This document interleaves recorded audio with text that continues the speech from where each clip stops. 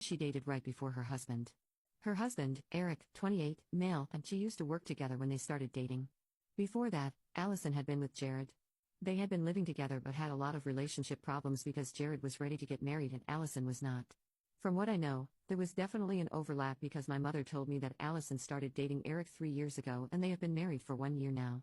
But I have a couple of mutual friends with Jared, and they told me that he and Allison had not even broken up until almost 2.5 years back. I had calculated the timings of the two relationships last year at their wedding and concluded that there was no way there hadn't been any overlap. She had been two-timing Jared and Eric for at least 6 months. Even Jared knew about it and must have figured it out by the time she got married, but he had the good sense not to speak about it and was too kind to ruin her relationship with Eric on purpose. Back then, I also did not speak about it for the past year or even before that since I didn't think it was worth it. So, nobody realized that Allison had kind of been cheating on Eric at the beginning of their relationship.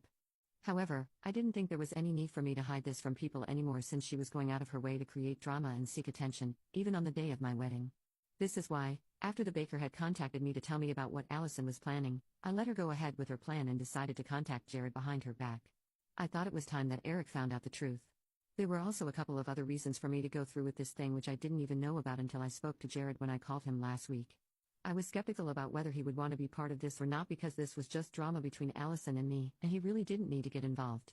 But as soon as I told him that Allison was pregnant and was planning on announcing it at my wedding, he seemed really shocked. Apparently, she had kept in touch with him all these years.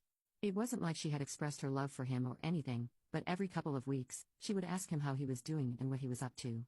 Correct me if I'm wrong, but if you have broken up with your ex and are married to somebody else, there's no need for you to keep in touch with your ex, especially when you didn't even break up with that guy until you were sure about the other one. So, she seemed to be doing very nicely, and Jared thought she was kind of leading him on. He also noticed that for the past couple of weeks, she had not contacted him, probably because of the pregnancy.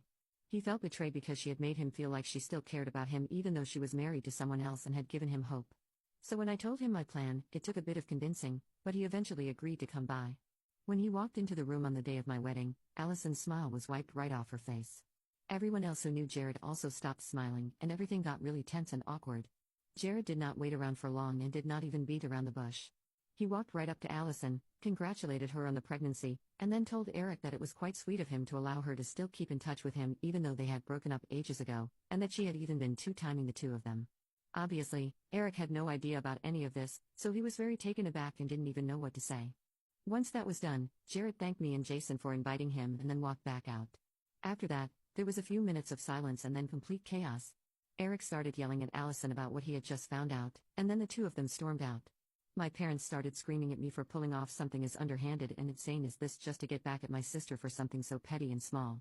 But I wasn't interested in that, so I told them that if they didn't like what I had done, they could leave as well.